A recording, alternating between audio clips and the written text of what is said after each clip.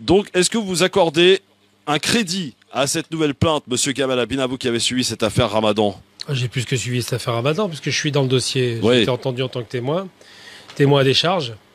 Alors, il y a plusieurs choses déjà. Pour commencer, il y a deux informations qui sont tombées hier. La première, effectivement, l'histoire de la nouvelle plaignante qui parle de viol en réunion avec un des collaborateurs de Tariq Ramadan. Donc là, on aggrave le dossier.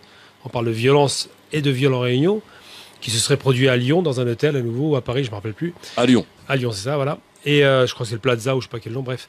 Et ça veut dire qu'il y a une succession de plaintes qui ont été conduites, les unes derrière les autres. Alors moi, je ne suis pas l'avocat de la défense, évidemment. En revanche, je m'en tiens à des faits, aux faits pour lesquels j'ai déjà témoigné, pour lesquels j'ai écrit un texte assez long qui explique la réalité de la première plaignante, à savoir Enda Ayari, que j'ai traité de menteuse, et je répéterai toujours que c'est une menteuse, car c'est une menteuse. Dans cette affaire, il y a beaucoup d'éléments qui interviennent, il y a beaucoup de protagonistes, il y a beaucoup de rapports politiques et de rapports de force. Il y a même de l'extrême droite dedans, pour tout vous dire, et ça, ce sera évidemment entendu en justice. On s'attendait à ce que le procès ait lieu au mois de décembre, mais avec cette nouvelle plainte, il est probable qu'il y ait une instruction qui soit reconduite. Et il y a une affaire aussi en Suisse, enfin une plainte suisse qui va être aussi recadrée, qui va être discutée, j'allais dire, là prochainement. Qui va être instruite, oui, ils doivent auditionner Ramadan chez lui à Saint-Denis. Et le souci principal dans cette histoire, c'est qu'il y a une multiplication de plaintes. Et le problème, c'est que la partie des plaignantes, semble-t-il, les trois plaignantes françaises, je veux dire, qui se sont manifestées sur ce dossier, la première est disqualifiée, Enda Ayari largement disqualifiée parce que toutes ses positions sont contradictoires, parce que manifestement, toutes ces relations, elle est passée, ce que j'expliquais à la police, de 4 positions coup sur coup. Un coup, elle était salafiste, selon ses dires.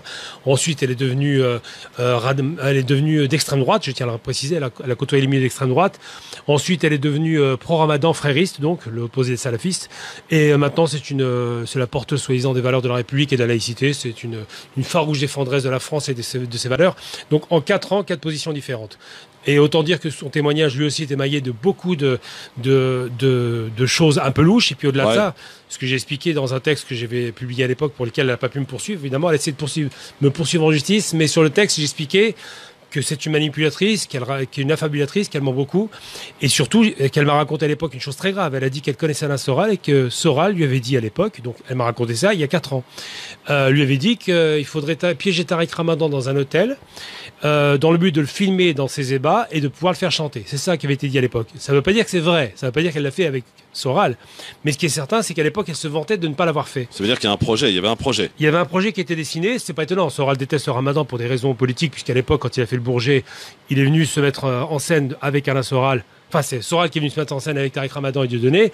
Et le lendemain, Ramadan a écrit un texte pour dire qu'il ne s'associe pas à l'extrême droite. Donc tout ça, c'est cohérent.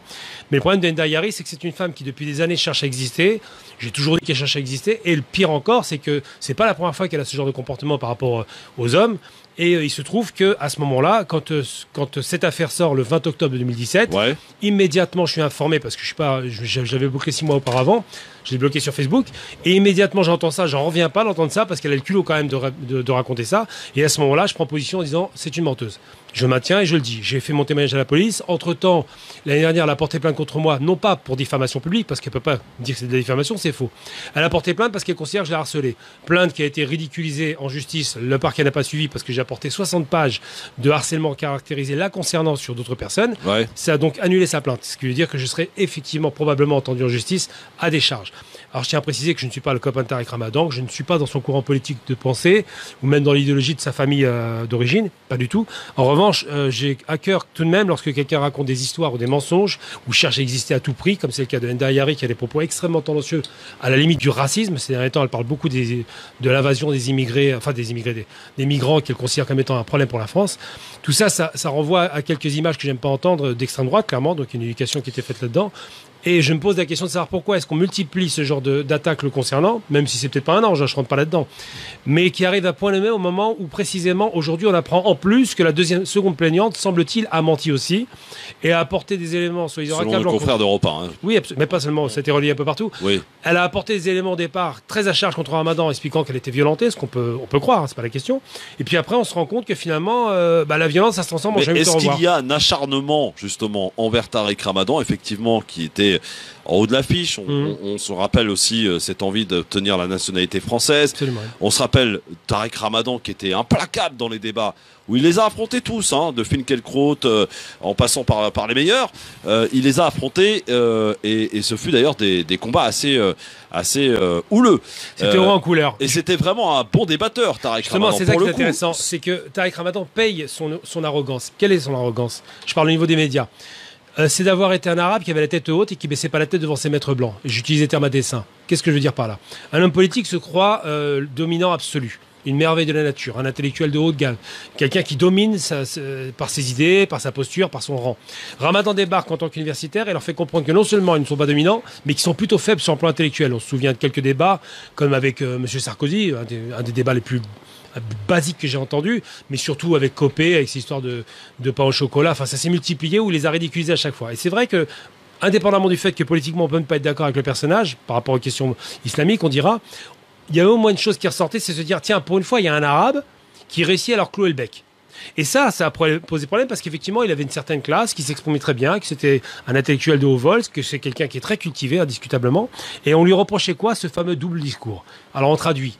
L'arabe a forcément un double discours, parce qu'il a une double pensée. Donc il y a un terme raciste dessous, et c'est là qu'on fait payer l'arrogance de ce petit bougnoul qui a osé relever la tête devant des Européens. Et moi je pense qu'effectivement, il y a un sous-jacent raciste qui n'est pas absent dans cette histoire, en dehors du caractère politique, qu'effectivement, lui-même, peut-être qu'il avait perdu pied, qu'il a eu tendance à penser qu'il était peut-être intouchable, c'est peut-être encore une possibilité, mais une chose est certaine, et ça c'est indiscutable, c'est que le pugilat qu'il a subi pendant des mois, alors qu'il n'y avait pas eu de procès, on était dans une procédure d'enquête, où on considérait que les victimes étaient forcément des victimes et lui forcément un bourreau, on se rend compte qu'il est le seul à avoir bénéficié d'un traitement de faveur, comme celui-ci. On voit que ça n'a pas été le cas avec le responsable de l'extrême droite, monsieur, j'ai plus son nom, c'est toujours pareil, je l'oublie toujours celui-là. Il y a tout un tas de personnes qui ont été poursuivies, lui en particulier, bref, tout un tas de personnes à la suite de l'affaire Weinstein qui ont été poursuivies, mais il y a quand même eu quelques précautions de langage qui étaient utilisées par les journalistes, où ils utilisaient au minimum le conditionnel. Avec Ramadan, c'était plutôt à charge. C'est la raison pour laquelle j'ai le sentiment, effectivement, que ça n'est pas anodin tout ça. Bon, on n'accuse pas une personne quand on n'a pas de preuves. C'est facile de lancer une accusation, surtout quand c'est un homme, c'est tellement facile, ou quand c'est une femme d'ailleurs qui serait victime. D'une manière ou d'une autre, lorsqu'il n'y a pas d'enquête de preuves et que c'est purement déclaratif, il faut se poser la question. Après, là où je peux les rejoindre, c'est qu'effectivement, les faisceaux de présomption étaient très lourds contre lui, parce que pas une, mais deux et trois plaignantes qui ont des témoignages qui, semble-t-il, étaient concordants. Ouais. C'est pour ça d'ailleurs qu'il a été interpellé, c'est parce que les témoignages concordaient. C'est-à-dire que les trois plaignantes disaient la même chose. Après, il faut savoir une chose, c'est qu'aujourd'hui, des articles ont été pondus avec des fuites de la crime, qui a mis sous écoute, à la suite de témoignages qui ont été faits, à la suite du mien, mais d'autres personnes, qui ont mis sous écoute ces fameuses plaignantes et se sont rendus compte que non seulement elles se connaissaient, mais qu'elles se connaissaient très bien. Donc déjà, la concordance des témoignages pouvait avoir été faite en amont. Et au-delà de ça, il ne faut pas perdre de vue une chose.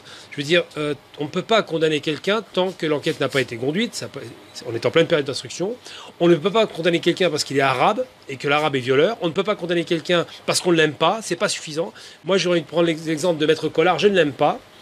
Mais lorsque quelqu'un l'accuse de viol et que ce viol n'est pas établi, eh bien, je suis pour Collard. Je ne l'aime pas politiquement, mais humainement, je n'accepte pas une injustice. C'est-à-dire que je veux, même si lui est injuste dans sa vie, quoi qu'il en soit, on ne doit pas être injuste avec quelqu'un même qui est injuste. Et en l'occurrence, pour M. Ramadan, dès le départ, la presse avait pris fait et cause contre lui. C'est pas pour les plaignantes, c'est contre lui. C'est-à-dire que c'était vraiment très à charge.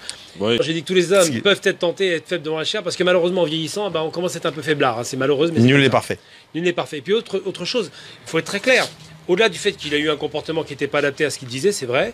De toute façon, on parle de viol, on ne parle pas de relations extra-conjugales. C'est pas le tribunal de la morale en France, c'est un tribunal du droit. Et le droit, il dit quoi? Il dit on juge le viol et pas l'extra-conjugal. S'il était condamné parce qu'il avait trompé sa femme, qu'il aille en tôle, mais c'est pas le cas. S'il a violé ses filles, et je suis catégorique là-dessus, je serai le premier à lui jeter la pierre. Je fais la paraphrase. Mais aujourd'hui, on n'a pas la conclusion de l'enquête. On se rend compte que le rapport entre les différentes plaignantes n'est pas aussi innocent qu'on le dit.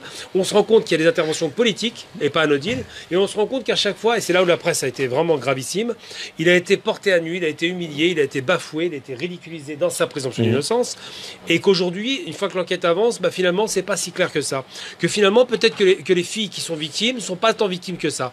Et que ce qu'elles disent, à chaque fois, ne se recoupe pas. C'est en ça que je dis, alors pour la dernière plaignante, je ne sais pas ce qui s'est passé, je ne veux même pas le savoir, c'est la justice qui va tirer les conclusions. Si effectivement il y a viol en réunion, parce qu'encore une fois, on est monté d'un grade, là, on parle de viol en réunion, donc c'est la barbarie. Alors apparemment, c'était lors d'une interview que Tariq Ramadan avait accordée à cette journaliste que tout aurait dérapé dans la chambre d'hôtel. Ouais, après le processus de viol en réunion, il faut quand même avoir un esprit bien tordu et il faut qu'il y ait deux types avec le même esprit. Oui, a priori, il s'agit d'un proche de lui. Si c'est le cas, c'est gravissime. Oui. Mais encore une fois, il faut que l'enquête le vérifie. N'importe qui peut déclarer n'importe quoi. C'était quand même, si on compte bien, ça fait quasiment ça fait 5 ans. 5 ans, bientôt 6 ans. Et je veux dire, 5 ans après. Alors effectivement, là où je rejoins Philippe, une femme qui a été violentée, c'est un traumatisme violent. Bien sûr. Et en plus, une femme qui est violentée, malheureusement, il n'y a pas de disposition pour les sauver, ou les aider, ou les accompagner, puisque souvent, quand elles vont au commissariat, elles tombent face à des crétins, des hommes, qui ne les prennent pas au sérieux, qui se foutent d'elles. Alors c'est vrai qu'on peut comprendre que les gens mettent du temps. Mais le problème, c'est qu'il y a un hasard de calendrier qui est trop gros. C'est-à-dire qu'on est à peu près à 4 mois d'une possible annonce de date d'audience, et il y a ce truc-là qui tombe comme par hasard. Donc c'est un peu gros. Alors peut-être que c'est vrai, je ne dis pas que c'est faux, mais je dis que malheureusement, sur un plan du calendrier, il n'a pas de peau. Et j'ai envie de dire pour conclure que quoi qu'il arrive, moi, le seul jugement que je vais entendre, c'est le jugement des enquêteurs et puis des juges en leur âme et conscience. Le reste, la presse, ses détracteurs, ses ennemis et les racistes, parce qu'il ne faut pas les oublier, ils sont très présents dans l'histoire. Les fachos se sont lâchés comme jamais. Ah, ils se sont fait plaisir. Il suffit de voir le journal Charlie Hebdo. Charlie Hebdo, déjà. Charlie Hebdo sur la fachosphère. Du coup, ça risque de retarder encore davantage le procès. Si jamais ils associent cette plainte aux autres, ça veut dire que ça agrandit l'instruction de 6 mois. De 6 mois au moins. Ça retarde encore minimum d'1 an la date d'audience. Donc c'est vraiment très compliqué. Philippe, de quel regard tu vois tout cela? Est-ce qu'il y a un acharnement? Il était lui-même venu à la convocation. Obligé, ça, c'est quand même. Quand on est, une avocate me disait, une amie avocate me disait, quand on s'en rend de soi-même, de son propre gré, à une convocation de justice, ça pèse dans la balance. Donc voilà. Et pourtant, on l'a mis en détention. Il y a effectivement, au-delà des faits qui lui sont reprochés, une volonté politique derrière de le faire taire. Je voudrais revenir sur quelques éléments et je remercie Gamal de nous avoir donné certaines précisions. Et c'est pas parce que c'est un collègue du LGF et un ami que je côtoie et que je sais la sincérité de ses propos. Je sais qu'il n'a pas, en tout cas, de rapport direct avec Tariq Ramadan. Je sais que c'est pas son ami, que c'est pas son courant philosophique. On a déjà discuté plein de fois. Pardon. Non mais attendez. J'y arrive au départ. Non, parce que la première question qu'on pourrait se poser, et surtout lorsqu'on est un homme, c'est se dire, attends, mais la fille, elle se réveille 5 ans après. Ça va, quoi. C'est la première position, enfin, et qui serait naturelle. Pourquoi ? Pourquoi ? Parce qu'on ne peut pas le comprendre, parce qu'on n'est pas victime d'un viol. Et donc, par conséquent, on ne peut pas être dans la personne. Puis, il s'avère que dans plusieurs histoires réelles, il y a eu des gens qui ont souffert de mythomanie. C'est une maladie. Il y a des gens qui ont besoin d'exister. Et donc, on peut se poser légitimement la question surtout lorsqu'on voit les versions de certaines personnes qui sont en train d'être démontées les unes après les autres. Surtout pour Ndayari et Christelle. Ndayari et pour Christelle, moi je me fie aujourd'hui à ce que dit Europe 1, mais moi j'ai confiance en la justice pour qu'elle fasse la lumière sur tout ça. On peut se poser la question concernant donc du coup Tariq Ramadan sur un acharnement ou pas. Je n'en remets pas en cause les déclarations de cette journaliste qui dit qu'en 2014 il s'est passé ceci et cela. Je dis juste qu'effectivement Gérald Darmanin, ministre des comptes publics. Oui, évidemment. Pardon, excusez-moi, des comptes publics. Ou Besson, ou Collard. Besson à faire classer. Oui, évidemment. Darmanin à faire classer. Mais y compris Nicolas Hulot. Absolument, y compris Nicolas Hulot. Classé. Y compris Johnny Hallyday. Y compris plein de gens. Ou prenons Polanski. Polanski est le plus problématique. On se retrouve à effectivement la présomption d'innocence toujours mise en avant. Et un étouffement, ou en tout cas une rapidité dans les décisions qui disent non mais tout va bien, circuler, il n'y a rien à voir. Une chose, et je l'ai entendu à la télé française, d'un ministre de l'Intérieur qui s'appelle Hervalls, dire je vais le briser, ce type-là, que c'est une plaie, que c'est un danger, qu'il faut l'éliminer. Oui, bien sûr. Et force est de constater qu'en tout cas, tous les politiques avec qui il a débattu, ils sont sortis minables des débats. Ça, on est un très bon débatteur. Très bon débatteur, avec des arguments clés, chiffrés, etc. On a voulu, au début, se dire, on a trouvé quelqu'un qui sort de la norme, on va le mettre et il va se faire casser en deux. Et en fin de compte, il les a cassés les uns après les autres et à chaque fois, on lui a mis quelqu'un d'un calibre un petit peu plus pour, à un moment donné, essayer de continuer cette islamophobie rampante et réelle qu'on a aujourd'hui en France, clairement. Moi, je reviens des universités d'Europe Écologie Les Verts cet été, Et samedi, j'ai été voir nos amis de la France Insoumise, puisqu'ils avaient leurs universités. On en parlera tout à l'heure dans les infos zappées, voilà, c'est incroyable d'ailleurs. Déclaration de Coquerel. Il y a eu une conférence. Vous connaissez le petit journaliste Tahar Oui. qui arrivait. Voilà, moi je l'ai vu le lendemain, j'étais pas là, ça s'est passé la veille, Ouais. qui hurlait. Il y avait des journalistes du journal du dimanche, etc. Ils ont invité un type, j'ai oublié le nom, je suis vraiment désolé, et qui a clairement dit, au milieu de la France Insoumise, on a le droit en France d'être islamophobe. Oui, oui, voilà, c'est clair. point barre. Absolument. Voilà. Absolument. Et Mais- donc, Oui. je dis que ce type-là, hormis le discours qu'il vendait, soit mon réalisateur, bon. je veux bien l'entendre, mais à chaque fois qu'il était dans un débat, eh ben, effectivement, les islamophobes repartaient bredouille. Alors, on a clairement aujourd'hui mis hors, Non, mais le truc, hors jeu. oui. 88%, vous êtes sur France Maghreb 2, 88% de nos auditeurs sur Facebook, Christophe Le Grand Forum, Twitter Le Grand Forum, FM2 pensent qu'ils n'accordent pas de crédit à cette nouvelle plainte portée contre Tarek Ramadan pour viol en réunion, pour des faits qui se seraient produits en 2014 à Lyon. Vos appels 01 40 33 9000, vos amis aussi nous. Il y a la présomption d'innocence qui pose question dans cette affaire, vraiment. Les médias ont un peu aussi changé de ton. On assiste à un rééquilibrage. Hier, on nous parle de cette troisième plainte et aujourd'hui, on nous défait les arguments de Christelle. C'est sur Europe 1, vous voyez. Donc, on rééquilibre un petit peu parce qu'on s'aperçoit quand même de l'escroquerie dans cette affaire, non? Bah, beaucoup, mais surtout, moi, quand une féministe me dit « vous défendez un violeur », j'ai envie de lui dire, mais pourquoi est-ce qu'elle a mis ses enfants à la rue dans la prostitution et inventé des bêtises? On n'accuse pas une personne quand on n'a pas de preuves. C'est facile de lancer une accusation, surtout quand c'est un homme, c'est tellement facile, ou quand c'est une femme d'ailleurs qui serait victime. D'une manière ou d'une autre, lorsqu'il n'y a pas d'enquête de preuves et que c'est purement déclaratif, il faut se poser la question. Après, là où je peux les rejoindre, c'est qu'effectivement, les faisceaux de présomption étaient très lourds contre lui, parce que pas une, mais deux et trois plaignantes qui ont des témoignages qui, semblait-il, étaient concordants. Ouais. C'est pour ça d'ailleurs qu'il a été interpellé, c'est parce que les témoignages concordaient. C'est-à-dire que les trois plaignantes disaient la même chose.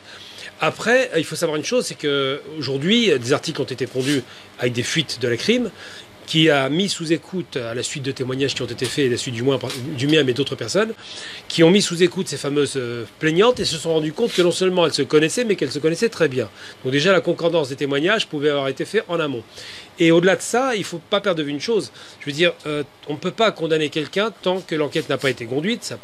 On est en pleine période d'instruction. On ne peut pas condamner quelqu'un parce qu'il est arabe et que l'arabe est violeur. On ne peut pas condamner quelqu'un parce qu'on ne l'aime pas. C'est pas suffisant.